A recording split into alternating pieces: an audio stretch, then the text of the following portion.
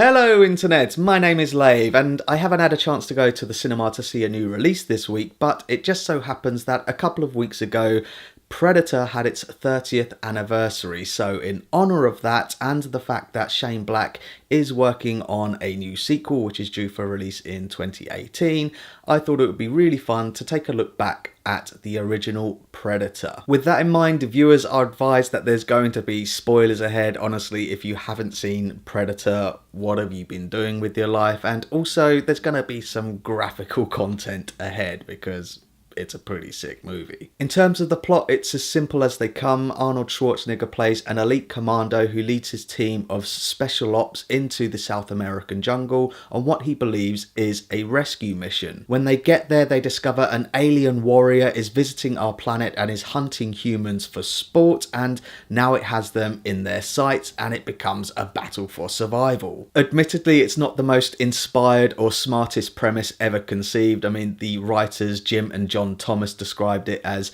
Rocky fights an alien, when I'm sure they were meant to say that it was Rambo fights an alien, because that is literally the depths of the characters. They are all basically variations on Rambo. That's very simple, but it is very effective. And this being filmed in the 80s, it is ridiculously macho and testosterone fueled. I mean, in one of the very first scenes, Mr. Olympia and Apollo Creed are basically measuring the size of their dicks. Jesse Ventura, a real-life former Navy SEAL, plays a character called Blaine, a tobacco-chewing, self-proclaimed sexual tyrannosaurus who doesn't have time to bleed. His best mate in the film, Mac, is played by Bill Dukes, and he's always got a score to settle, and he shaves even when he doesn't have to shave. Shane Black plays a character called Hawkins who knows every pussy joke that has ever been written, and Sonny Landham's Billy is a Native American who can track anyone and isn't afraid of no man. I mean, these guys are seriously tough. They even kill a jungle at one point because now you're a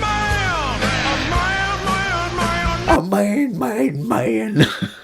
It's really like that. I don't want to sound like I'm poking fun at the film because the ultra masculinity is sort of justified. Not only does it give you a sense that there is camaraderie between this crack team and they are believable as this crack team of soldiers, but what it really is there for is to show that these ultra males are nothing in comparison to this alien hunter as it goes around picking them off one by one. It's bloody brilliant. And the director John McTiernan, who is arguably the best action director from the late 80s and early 90s. After this he would go on to direct films like Die Hard with a Vengeance, The Hunt for Red October, amongst many others. This being his second feature, he was eager to take it on and impress, and I'm sure he would acknowledge that it is overly macho and very cliched, particularly at the beginning of the film, but he did take it seriously. I love his description of the film. He describes it as being a creature feature more in the vein of something like King Kong, where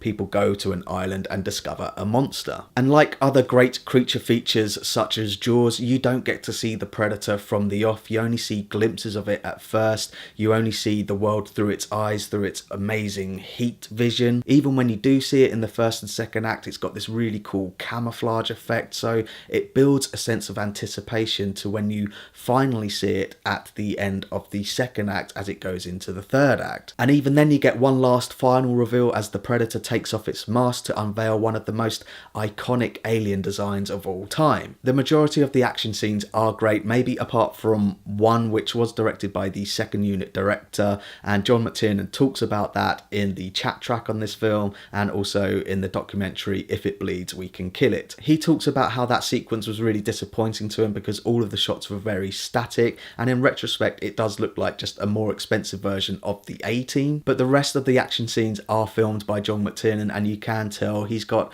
a fantastic way of orientating the viewer and letting you know what you're looking at. But it's not just about the action and all of the explosions and gunfights. He also ramps up the tension and suspension in numerous scenes. There's a bit where they're trying to bait the predator, the bit when Arnie sees the predator for the first time is really tense, and the final smackdown is awesome. Add into that a fantastic stirring score by Alan Silvestri and some old school stunts mixed in with some visual effects which at the time were groundbreaking, and it all equals a fantastically entertaining action movie which still holds up to this day.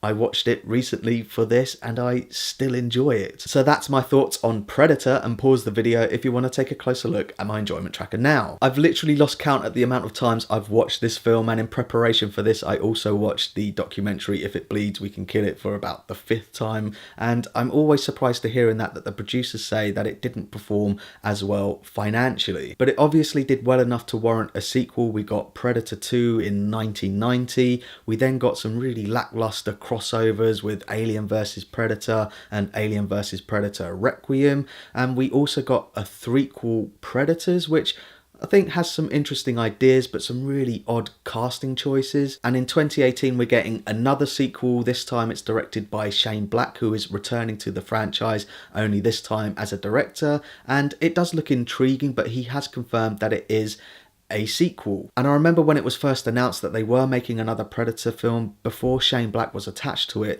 there were rumours that it was going to be a prequel, and I think that is a great idea. I think there is a lot of potential to explore that, and here's why. So in the first film we learned that Carl Weathers' character Dylan is actually working for the CIA, and he's looking for a Russian base camp which is in the South American jungle, which he believes is preparing an invasion into America. So he sends a surveillance helicopter out to find it. That chopper gets taken out by a heat seeker and hostages are taken, so Dylan sends in another crack team of army specialists to go and rescue them, all led by a guy called Jim Hopper. And this is all pieced together by Dutch's team, particularly by Billy, who uses his tracking skills to figure out that there were 12 guerrillas.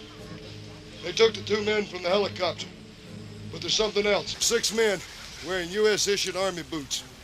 They came in from the north, and then they followed the guerrillas. Somewhere along the line, Jim Hopper and his men run into the Predator, who obviously kills them. We see 3 of them are skinned alive and 3 of them are missing entirely. Hell, it's like they just disappeared.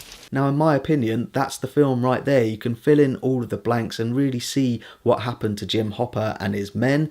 And the way I see it, you can start off the film in pretty much the same way. You can see the Predator arriving at Earth. You can maybe extend on that sequence by seeing him actually land on the planet. He can then get out and scope the jungle. Maybe he runs into a couple of guerrillas who we know are in the area. I'd like to see him take them out using hand-to-hand combat without the use of his shoulder cannon, which I'll come back to in a minute, because then I'd have the Predator actually witness the helicopter getting taken out by the heat seeker. He could then follow the guerrillas who take the hostages to the camp. There he could observe that the humans have developed military technology significantly since their race was last here. At that point I would have the Predator equip itself with its shoulder cannon because it knows we've got military technology which could hurt and kill it. And then that's when it runs into Jim Hopper and its men, and we could see all of the events and all of the glorious kills as he takes them out one by one. And that's really my pitch for the Predator prequel. It's got a very similar setup to the first film. It will have the same locations. It will even have the same Predator, and I think with the advances in film technology and visual effects, we could really see it being agile and in its element. It would be awesome. Now, you could argue that the premise is maybe too similar to the first film, and you could argue that it's too predictable, but I think that's where it would be different to not only the Predator but all of the other Predator films that have come before it, because in every other movie that features the Predator, it always dies or it loses. At best it draws and gets a moral victory, whereas in this scenario the Predator would actually win, and then it would set up beautifully to go into Predator, so you could watch the Predator and then Predator back to back.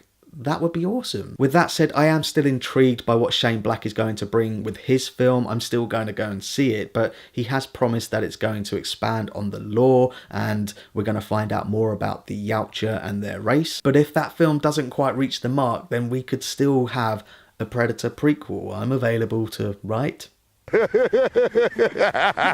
So there we go, that's my thoughts on Predator and my thoughts on what could possibly be a really good Predator prequel. What do you think about it? Do you think I'm completely wrong? Do you have any ideas of yourself? Let me know in the comments, and as always, thanks very much for watching. If you can, give this video a like and don't forget to share the lave. What? the hell are you?